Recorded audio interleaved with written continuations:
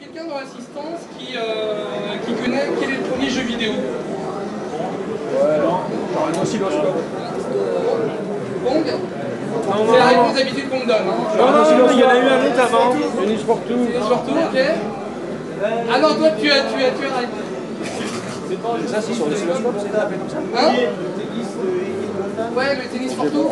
Ah, le tennis pour tout, ouais, c'est ça. Moi, c'est Call of Duty. Alors, c'est la PAC Meta. Le tennis pour tout, 58 peut-être. Oui, mais en fait le concept date de bien avant. Voilà, c'est donc c'est un ingénieur qui travaillait dans une compagnie qui faisait des tubes cathodiques et qui un jour s'est amusé donc à créer un jeu avec un oscilloscope. Donc qui s'appelle, en fait le jeu il n'a pas vraiment de nom, mais il a été il y a les brevets qui ont été déposés donc en 48. En fait il a conçu en 46. Il a déposé son brevet en 47, le temps de validation qui était validé en 48. Bon, voilà, on peut considérer que l'idée vient de 1946, c'est quand même bien avant tout ce qu'on connaît. Alors son idée de base c'est d'essayer de faire un jeu se basant sur les radars de l'armée américaine. Donc comme on était, la Seconde Guerre mondiale était toute fraîche, lui c'était son idée. Donc en fait il s'est servi d'un tube cathodique, il s'est servi d'un oscilloscope, surtout pour en fait contrôler le canon à électrons. Donc son jeu c'était en fait qu'il fallait qu'il cible avec le canon à électrons et donc les deux potentiomètres de son oscilloscope, il fallait qu'il tire, donc c'était un missile virtuel, il va cibler un objectif et appuyer au bon moment pour tirer.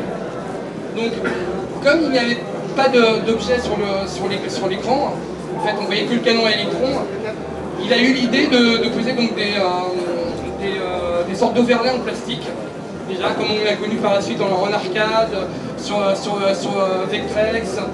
Donc à l'époque on n'avait pas de couleur pour simuler des fonds, des objets, des délimitations comme le ciel, la terre. Et il a inventé un procédé pour que la machine détecte en fait les zones les plus sombres donc de l'écran, où il y avait les plastiques, pour savoir si le canon à électrons avait fait une collision ou pas, donc avec des cibles qu'il fallait tirer. Ce qui est très intéressant, c'est qu'une fois qu'il a conçu ce système-là, qui était novateur, cette personne-là qui était un ingénieur, tout à coup s'est transformé en game designer, parce que contrôler deux potentiomètres pour viser, au bout d'un moment ça devient très très simple. Si le jeu est très simple, il n'a plus aucun intérêt, et donc ce qui s'est passé, c'est qu'il s'est mis à réfléchir, et il a trouvé deux solutions pour rendre le jeu intéressant. Premièrement, il a décidé que plus on avançait dans les niveaux, plus le timing était serré. Donc au début on avait 20 secondes pour cibler, après on avait 10 secondes, 5 secondes. Et deuxièmement, son idée que je trouve la plus géniale, c'est qu'il a rendu le contrôle de plus en plus erratique. Ça veut dire que plus on avançait dans les niveaux, plus il fallait en fait rétablir l'angle du canon à électrons. Donc quand il s'inversait, il fallait le réinverser au bon moment. Et donc plus on avançait, plus le jeu devenait dur. Pour cibler les cibles. Voilà, donc ça c'est vraiment le premier exemple type de jeu vidéo, donc avec un game design et une technologie qui n'avait rien à voir avec ce qu'on a. C'était pas numérique, hein, c'était des oscilloscopes analogiques à l'époque, et ça c'est la première trace de jeu vidéo qu'on a dans l'histoire humaine.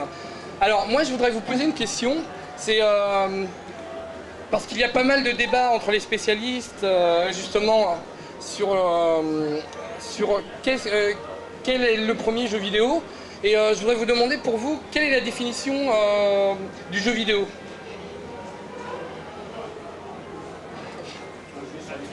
C'est un logiciel sur un ordinateur. Un logiciel ludique sur un ordinateur. Ce jeu-là, c'est oscilloscope ou c'est avec un écran de télé? C'est un écran de télé.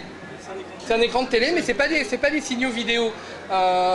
Si vous avez un peu regardé, il y a le créateur de la première console, Ralph Baer, qui a créé l'Odyssée, qui se bat pour être reconnu comme le créateur, enfin l'inventeur des jeux vidéo. Alors, c'est pour ça que je vous demande quelle est votre définition du jeu vidéo, parce que lui il se base sur le fait que sa console produisait des signaux vidéo. Un jeu, on va déjà définir jeu, un jeu, t'as un but, tu peux perdre, et t'as un plateau de jeu potentiellement. Pas forcément pour avec la musique. Oui, bah c'est un but. Ouais, enfin t'es pas obligé de perdre. C'est ça. Alors moi j'ai rencontré quelqu'un cette semaine qui m'a donné sa définition de jeu, globalement. Pour lui, c'est un acte symbolique qui procure du plaisir. Je en connais plein d'autres. Voilà. Ce n'est pas très symbolique, la masturbation. Moi je demande une démonstration. Donc voilà, le jeu, je pense que tout le monde sait à peu près ce que c'est. Voilà.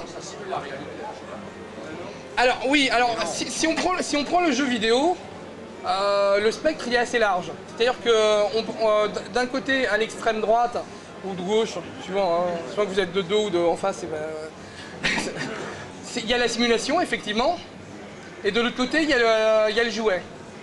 Et la majorité des jeux vidéo, ils sont entre les deux. La simulation, elle a comme particularité que tu te rattaches à un modèle réel. Voilà, c'est ça. Et donc, voilà, ce qui fait que quand tu es bon à une simulation, tu peux passer à l'étape suivante, qui est faire la même chose dans le réel. Voilà. Flight Simulator par exemple. Par exemple, des gens ont appris à piloter des avions avec des simulateurs. C'est pour ça d'ailleurs que l'armée a été très intéressée par les jeux vidéo au départ. Alors après, voilà, c'est pour vous. Est-ce qu'il y a d'autres personnes qui veulent intervenir sur la définition de jeu vidéo? Contrôler une image dans un but ludique. Donc une interaction. Ouais, voilà. Donc il y a une interaction avec l'image. Voilà.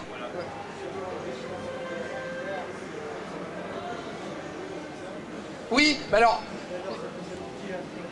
Oui, non, mais voilà. Et puis des signaux vidéo, lui, Ralph Baer, il considère des signaux antennes comme des signaux vidéo. D'accord, ok. Mais moi, je peux considérer aussi des signaux d'un oscilloscope comme des signaux vidéo.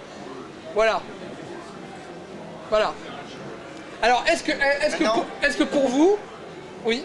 Maintenant, tu sais, les lunettes, en fait, je sais plus comment ça s'appelle, le Sega Score, etc., où tu tirais, ça faisait des points, etc. T'as pas un écran de télé.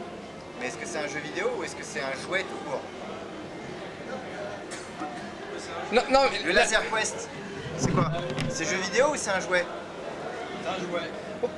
Mais la question... parce que Battlefield 3 en réseau et Laser Quest... La question qui est intéressante, c'est la question du mot vidéo dans le jeu vidéo. C'est comme pour le cinéma. Parce que le cinéma, avant il y avait la lanterne magique, tout ça, c'était la même chose.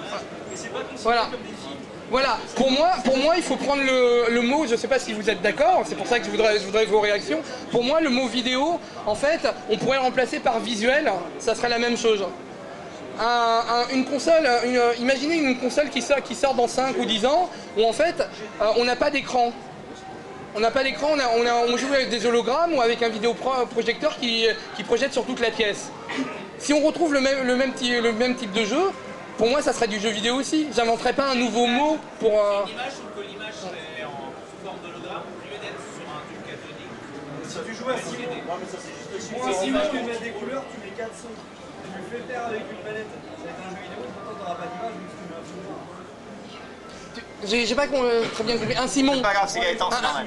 Ouais, Simon, c'est un objet. On touche l'objet. Et l'adaptation de Simon est un jeu vidéo avec D'accord. une image. Tu vires ton image, tu mets 4 sons différents et même 4 images. Ce sera toujours du jeu vidéo, même si t'as pas de en image. Ça sera, t'as pas d'interaction. Alors ça, c'est l'exception. C'est l'exception parce qu'il y a effectivement un jeu vidéo, par exemple, sur Saturn et un autre sur PC qui sont faits pour les aveugles. Mais alors... Voilà, le problème c'est est-ce qu'on les appelle toujours jeux vidéo parce que ça utilise un PC ou une console? Moi je pense que c'est des jeux sonores mais pas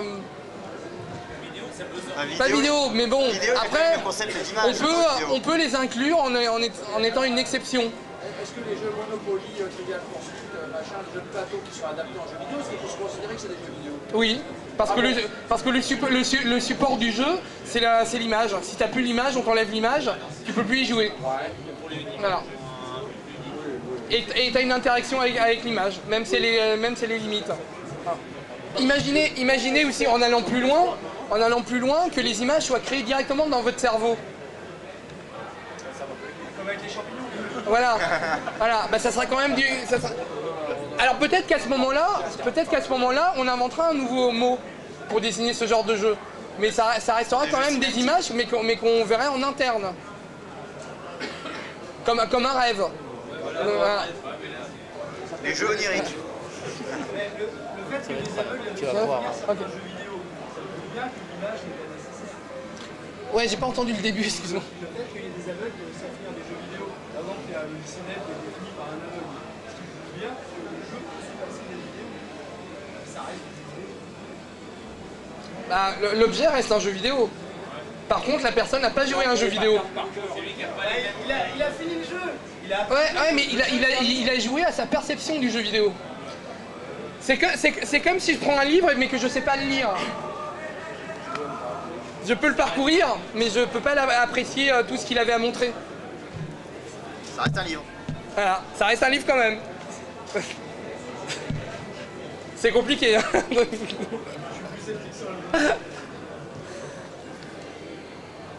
Bon. Alors, est-ce qu'il y a des questions? Bon alors, donc, après ce jeu-là qui s'appelle Cathode Ray Amusement Device, qui n'a jamais été montré à ma connaissance, enfin à part à l'époque, à ses collègues, on a le brevet, donc il est déposé avec les plans, mais on n'a personne qui l'a refait de nos jours, malheureusement, et l'original a été certainement jeté. Voilà, donc ça c'est super dommage. Mais son créateur est mort ou toujours en vie? Son créateur, il est pas mort encore, je crois, il est toujours en vie. Mais ça a été une petite chose dans sa vie, un petit amusement. Il n'y a pas pensé en tant que média ou en tant qu'œuvre commerciale, enfin comme produit. Donc lui, pour lui, ça semble être totalement annexe, parce que quand on voit le phénomène que c'est devenu jeu vidéo, il aurait pu... Ah oui, mais tout à fait. peut-être. Ouais, mais lui, il a fait de la physique, après il a fait de l'électronique à haut niveau, il est devenu prof, il est devenu directeur de recherche. Bon, lui, voilà, c'est... Alors ce qui est assez intéressant, c'est de voir que les jeux vidéo, si on voit par exemple Tennis for Two, qui est de 58, si on voit les premiers jeux comme Nimrod, comme OXO, comme les simulateurs de dames, d'échecs, ce qui est assez marrant, c'est de constater que toutes les personnes qui ont créé des jeux, c'était des personnes qui travaillaient très sérieusement dans certains domaines, quand même qui étaient des domaines quand même de haute technologie à l'époque, et tous à un instant se sont dit, on va prendre le matériel qu'on a devant nous et on va créer un jeu. On va dévier Voilà. l'utilisation du matériel. Ça c'est très intéressant au niveau de l'humain. C'est-à-dire que globalement l'humain va à chaque fois qu'il trouve une nouvelle technologie, alors qu'il est en train d'essayer de l'appliquer à un domaine, il va essayer de voir s'il ne peut pas s'en servir visiblement pour jouer ou la détourner pour autre chose. Et ça c'est une capacité de l'être humain et c'est pour ça qu'on progresse. Donc on fait de la recherche. Question pour OXO, il y a une vidéo ou c'est juste des autres trucs qui s'impliquent? Non, en fait, il y a un écran. Quand l'ordinateur boot, j'avais la vidéo, hein, ça va de vous la montrer. Quand l'ordinateur boot pour OXO, en fait, on voit comme les cartes d'arcade par exemple, on voit une partie de la RAM de la machine. Donc on voit le chargement du programme et tout. Et puis après, on peut jouer au morpion.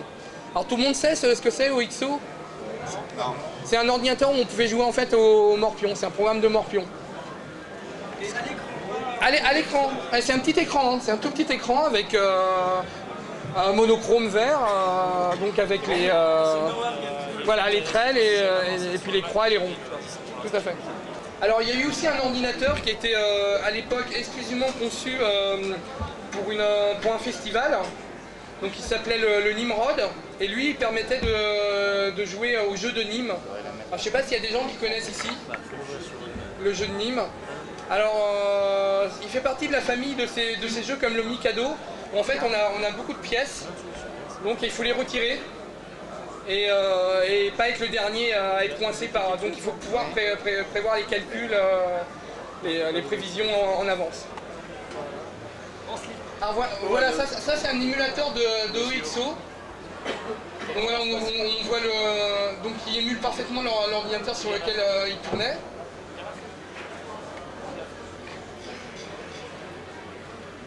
Donc qui n'était pas un ordinateur, je tiens à préciser, c'était pas un ordinateur avec des microprocesseurs. Hein, parce que le microprocesseur il date de 1971.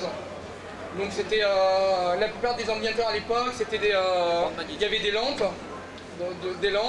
il y avait les transistors, et il y avait des circuits TTL aussi, et des relais avec des portes logiques. Enfin, c'était bien plus complexe et gros qu'un ordinateur aujourd'hui où il y a un microprocesseur qui fait tous les calculs. D'ailleurs, à ce niveau-là, j'ai une question pour toi. Une fois, j'ai lu un ouvrage qui disait que le vrai héros du jeu vidéo, c'est pas l'homme, mais c'est le microprocesseur. Bah, c'est lui qui permet de faire les jeux vidéo qu'on connaît aujourd'hui.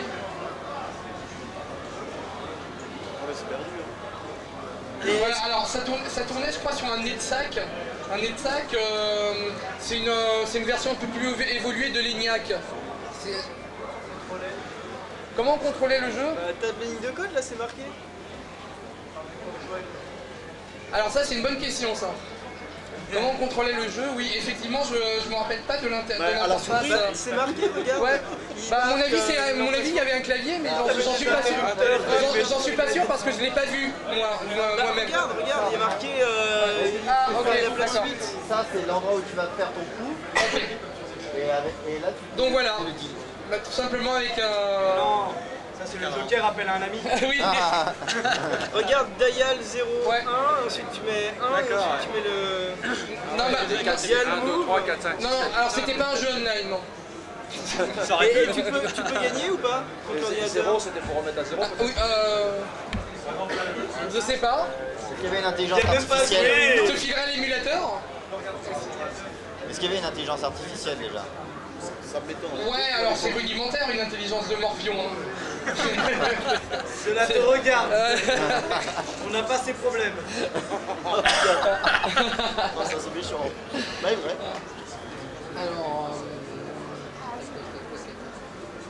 Alors, ici tout le monde connaît Tennis for Two.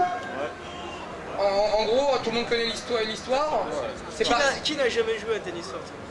Ah, on a eu la chance de jouer à la Gamescom à une réplique de Tennis for Two, parce qu'il y a une association allemande qui est en train d'en refaire, donc avec les relais et les circuits TTL de l'époque.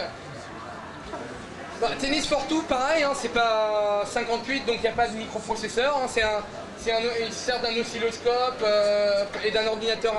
Donc l'oscilloscope c'est pour l'affichage, il se sert d'un ordinateur analogique et il a créé les pads qu'on voit avec les potentiomètres, donc il les a fabriqués lui-même. Alors ce qui est assez intéressant dans ce jeu-là, c'est que c'est déjà le premier jeu qui joue à 2 joueurs. Ça c'est intéressant, et c'est le premier jeu en fait qui attirait des foules qui venaient voir les autres gens jouer. Comme un match de football ou de tennis, enfin comme le sport. Ça c'est assez intéressant. Alors qu'est-ce qui est caractéristique quand vous le voyez le jeu? Il y a des pads. Voilà, exactement. En fait, on ne voit pas où sont les 2 joueurs, et dès que la balle arrive dans son camp, on peut frapper. Donc on peut être... En fait, c'est le premier jeu où on se téléporte instantanément, où on veut, sans bouton en fait.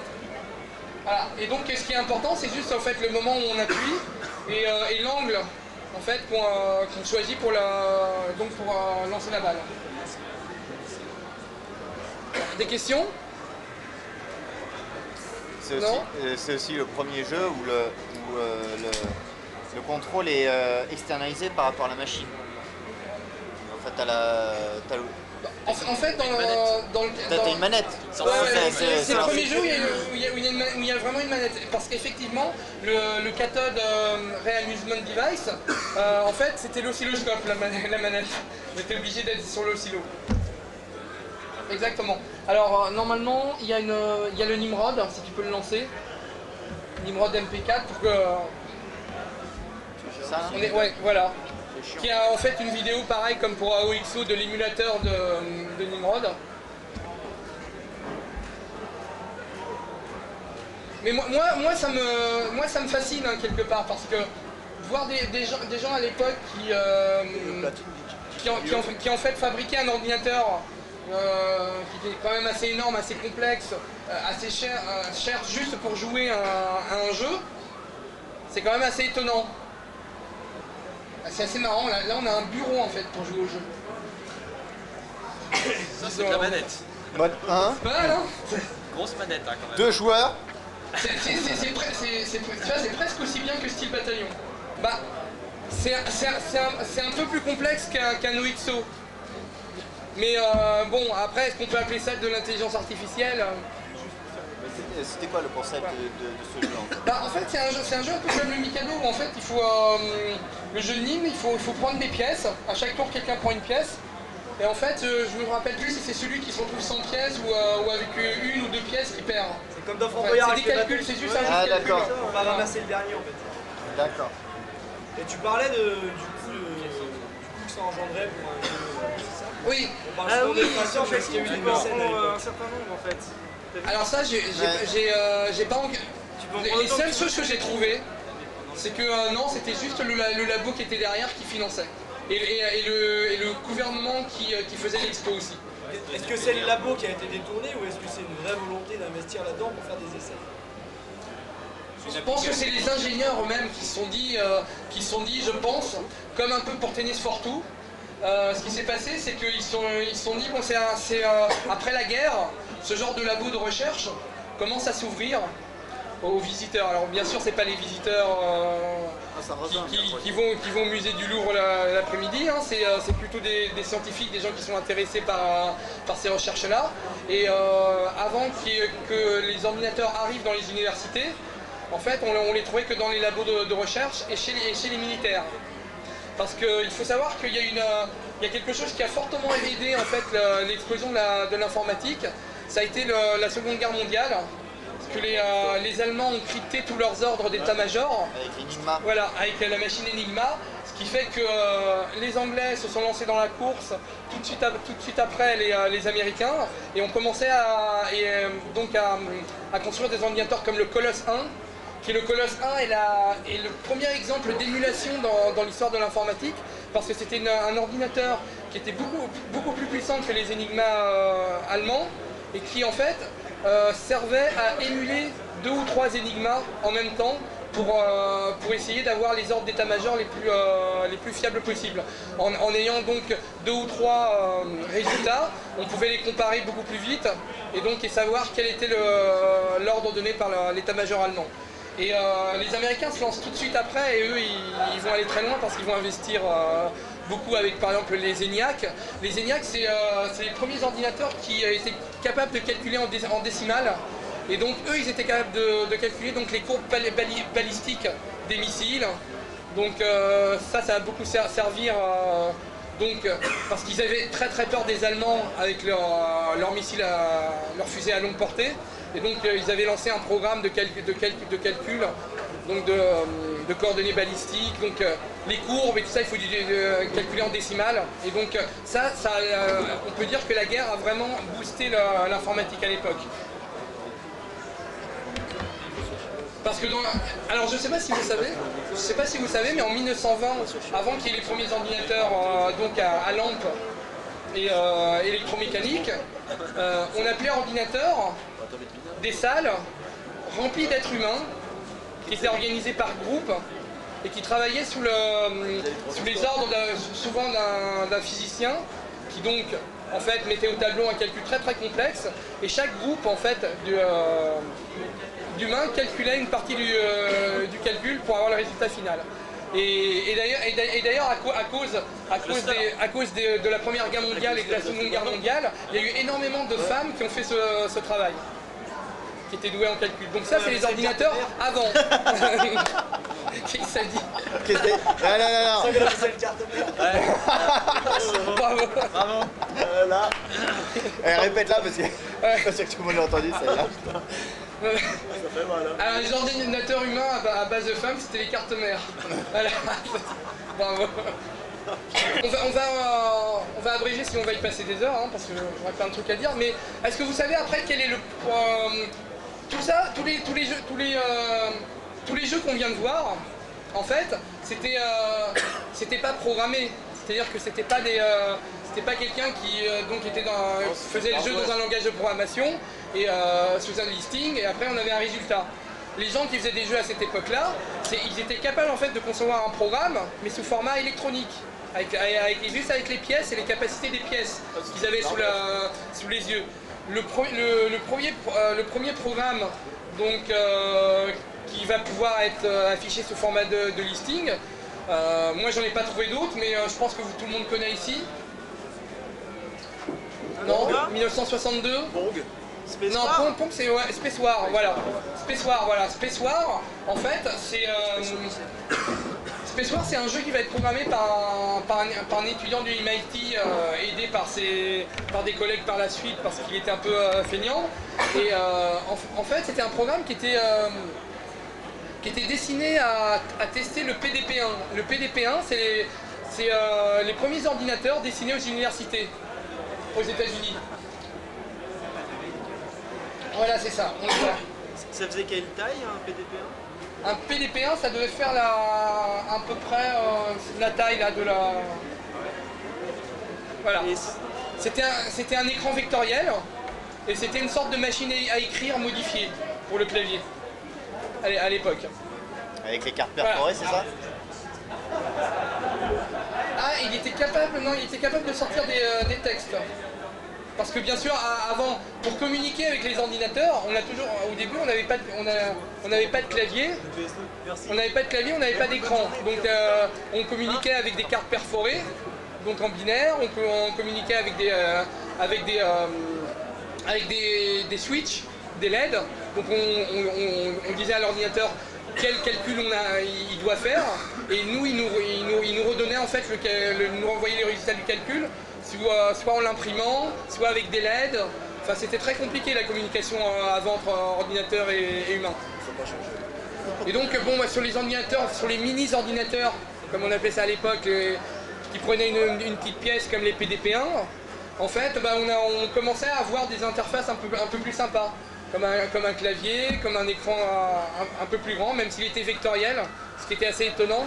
Mais bon, en fait, ce qu'on voyait à l'écran, c'était surtout des courbes, des résultats de calcul graphiques et autres. Ce qui était en fait donné donc écrite, en fait, ne s'affichait pas encore à l'écran. Ça sortait directement sur l'imprimante à cette époque-là. Et donc ça, c'est... je sais pas si ça se prononce. Voilà, Space War, ça va être le premier jeu donc, dont on a des traces en fait du listing. Puisqu'il a été énormément copié entre les universités à l'époque, une fois qu'il a été fini, tout le monde venait voir, se le copiait, enfin c'est le début de l'informatique, hein. Les gens ils se copient tout, et il n'y a pas de volonté commerciale derrière, c'est une volonté juste de tester les capacités de la machine. Voilà. Voilà, donc en fait le jeu, si vous ne le connaissez pas, au centre de l'écran il y a ce qu'on appelle le soleil, mais ce qui ressemble beaucoup plus à un trou noir en fait. Oui. Le support, c'était le papier.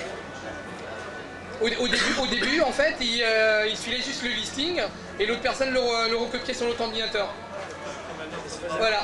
Après, il y a eu le PDP-2, le PDP-3, où il y a eu des mémoires de masse qui sont apparues au fur et à mesure, puisque en quelques années, ils ont eu 11 modèles de PDP. Hein. C'était...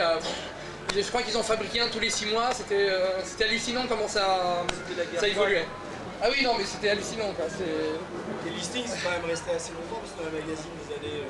Oui, bien sûr. Il y en avait encore bien des sûr. pages de listings. Tout à fait. Nicolas Cazé est attendu sur le stand de Super Gameland.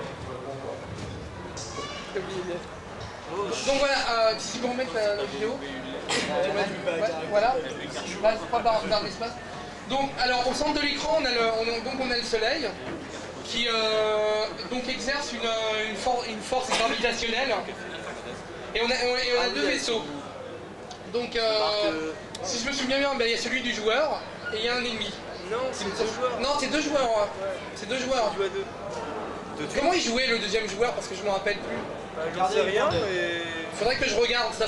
Il y avait une saxo kick blanche j'imagine qu'il y avait sur le deux parking. Il m'a tiré dans le 59.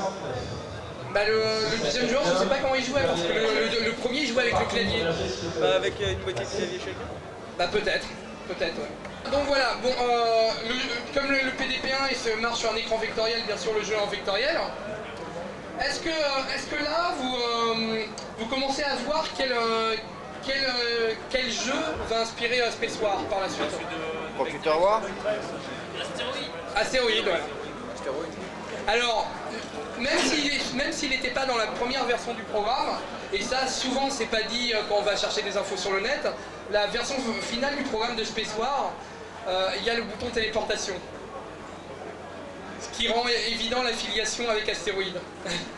Voilà. Alors, il utilisait... Mais là, il l'a fait, je crois.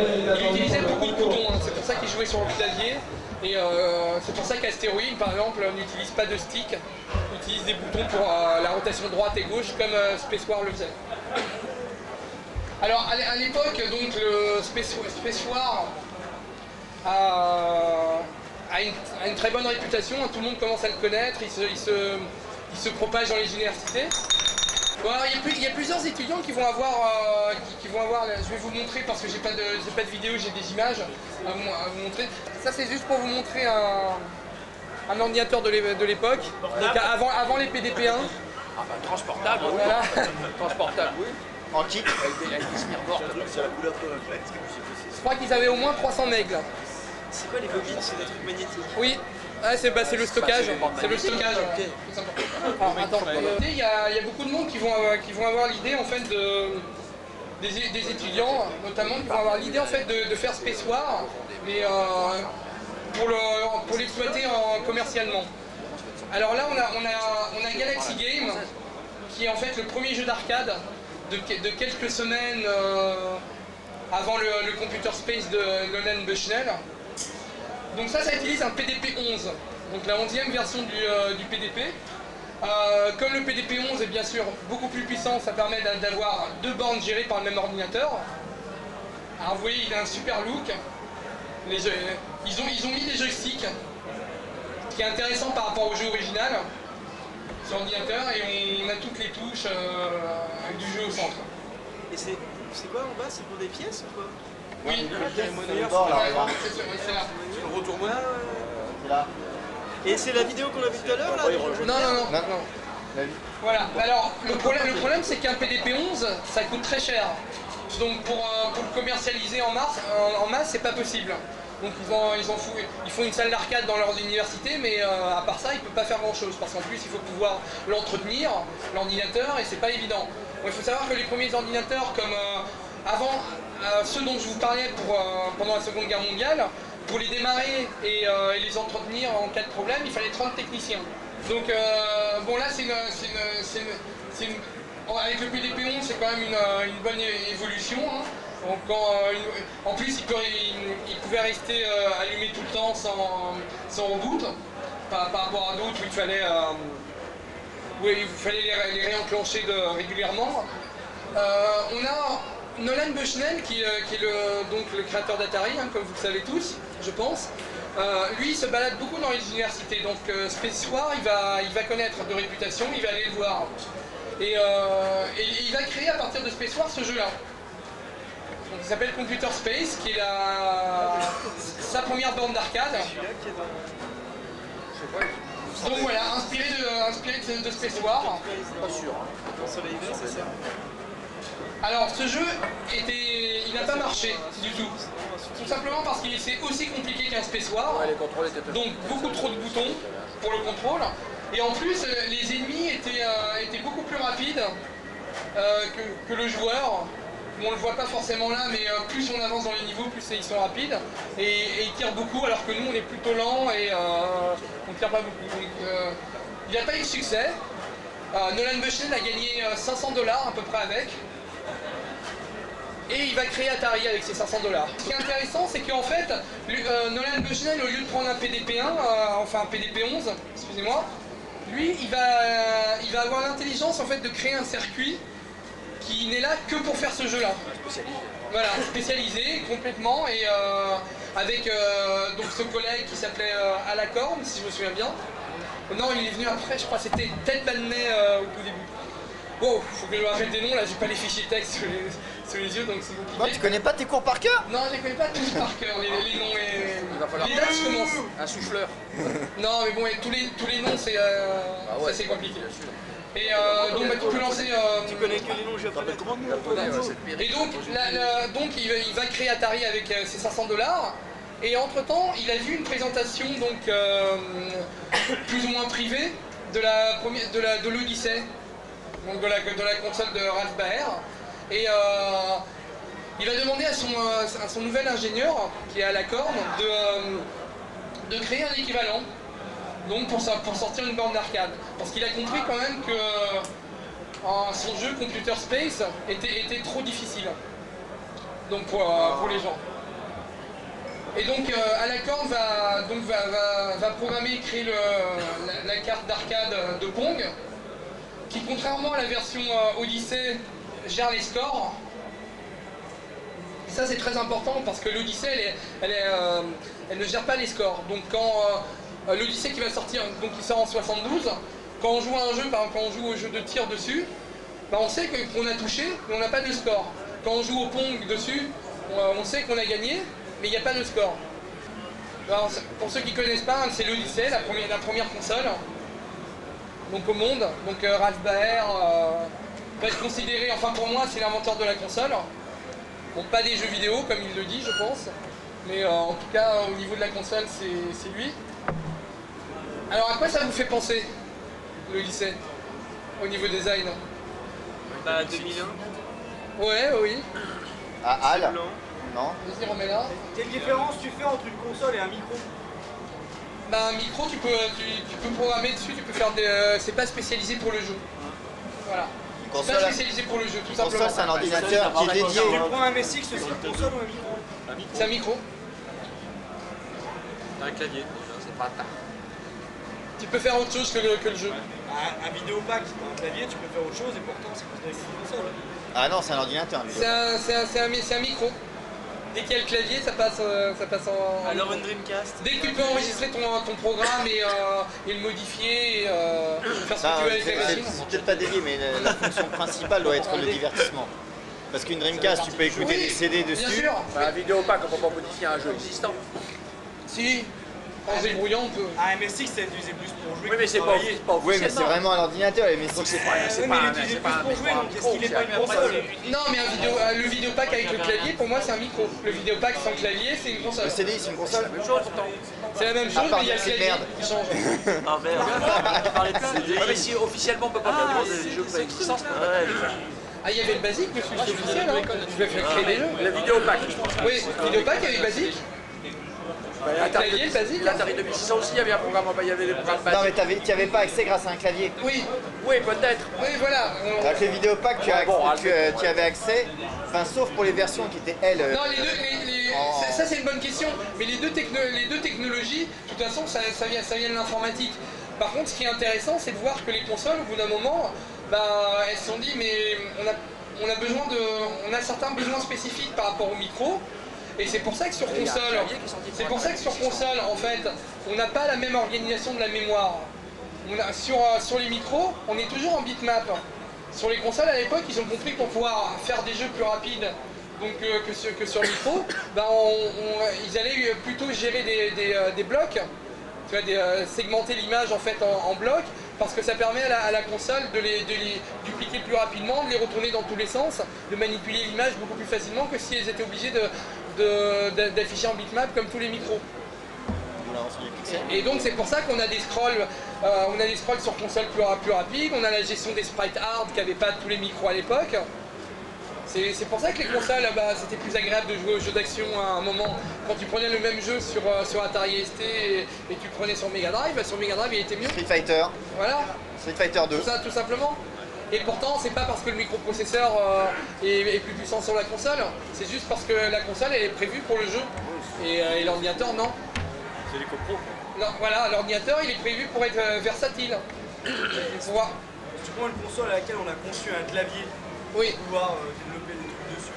Est-ce que du coup, tu la considères comme micro ou est-ce que tu considères que c'est juste une extension? Oui, parce que l'Atari 2600, il a eu un clavier pour jouer avec la console. Si le micro est pas donné d'office, c'est une console à la base. Prends l'Atari XEGS. Oui. L'Atari XEGS. C'est à la fois une console et c'est à la fois un Atari 800 XL quoi, si t'as le clavier. Oui, alors ça c'est un cas qui est sympa. Ça c'est un cas qui est sympa, c'est que par exemple comme le Commodore 64 ou la gamme Atari 8 Micro, ils ont voulu faire des consoles à partir des micros. Alors ce qui est assez intéressant, alors on n'en est pas là on est en train de partir dans toutes les époques, mais ce qui est intéressant c'est que les Atari 8 bits... La Maniabox Odyssey en vidéo. Ah, une 360. Alors les Atari 8 bits à l'époque, ils ont une spécificité quand même très importante dans l'histoire du jeu vidéo. C'est que les Atari 8 bits, ils vont garder pour faire des micros la même philosophie des consoles. Ils vont se dire on va créer un chip sonore assez balèze, on va faire un chip vidéo qui gère ça, où on peut créer sa propre résolution, donc très malléable, et ils vont mettre ça dans un micro. Il faut se dire aussi qu'un des inventeurs de l'Atari 2600 avait envie de sortir un micro. Atari 2600, ils l'ont pas fait. Parce que bon, c'était dur à l'époque d'avoir les budgets pour sortir. Et puis l'informatique, ça commençait à peine à. Et ils avaient du mal déjà à rendre viable le marché ludique. Donc. Attaquer un autre marché. C'est pour ça que Noël Bushnell n'a pas pris 30% de participation d'Apple. Voilà, exactement. Donc voilà, c'est un pont sans score. Et puis les raquettes, Excuse-moi. Tu peux aller au filet. Une borne d'arcade, est-ce que c'est une console? Ah ben, si elle est chez toi, ça commence à le devenir. Non, ça dépend si c'est un MVS, ça dépend si on peut changer les cartouches ou pas. Ouais, mais attends, question. Les premiers Pong, où tu pouvais pas changer les cartouches, est-ce que c'est une console? Elle est dédiée à un seul programme, certes, mais c'est quoi? Est-ce que c'est une console? Mais est-ce que les cartes d'arcade c'est des consoles? Pour moi c'est les cartes d'arcade, mais c'est sûr que c'est beaucoup plus proche d'une console. C'est en fait la même philosophie que la console, puisque à l'époque, là où les Japonais vont griller tous les Américains et les autres constructeurs d'arcade, c'est qu'ils vont avoir des chips spécialisés super puissants. Donc pour être en avance technologiquement, donc c'est la même philosophie que les consoles. Il faut savoir que les Japonais avant 84, ils étaient très mauvais en circuit vidéo. Ils venaient dans les salons américains, ils ouvraient le Commodore 64, ils essayaient de prendre des photos pour voir comment les chips vidéo qui faisaient des scrolls et des spritards étaient foutus.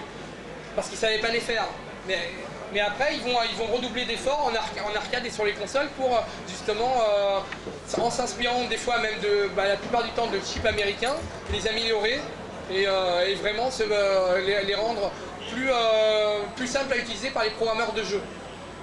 On voit un très bon cas, c'est la PC Engine. La PC Engine c'est une 8 bits, mais au niveau processeur graphique, c'est tellement c'est tellement conçu pour l'utilisation qu'en faisaient à l'époque les programmeurs de jeux que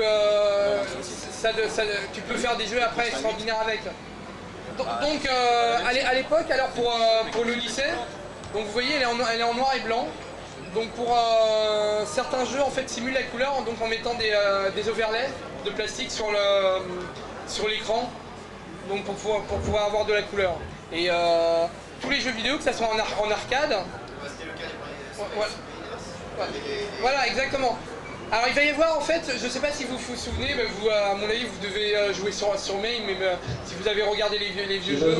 Alors au début c'est les jeux noirs et blancs, avec overlay. Et après en fait on a une génération qui est assez intermédiaire, c'est les jeux qui ne sont pas full RGB, c'est-à-dire qu'on peut mettre n'importe quelle couleur à n'importe quel endroit de l'écran. C'est-à-dire qu'en fait c'est une simulation d'overlay, c'est-à-dire qu'on va avoir en fait des zones de couleurs à l'écran. À mon avis, ça se rapproche un peu des méthodes avec les rasters où ils changeaient les palettes. Et donc on va avoir des ennemis qui, dans certains jeux, vont changer de zone d'écran et ils vont changer de couleur. Et, voilà. Et donc les premiers jeux de couleurs, ils arrivent en 79 avec Gibi de Namco et Galaxian. Voilà. Ah ou non, rien. On s'arrête à la Nintendo 64 après ça. On sort les tomates. Voilà, on s'arrête à la cartouche. Non, c'est bon. Bon, après le reste, vous connaissez un peu plus. Merci. Merci beaucoup, Anand. Et merci à vous d'avoir assisté à cette conférence. Là, Je pensais qu'on allait jusqu'au dernier jeu. il y en a pour quelques mois. Attends, il commence tout juste ses cours, il a pas encore écrit le cours sur la NES. Si, j'ai commencé le procès. Écrit, mais...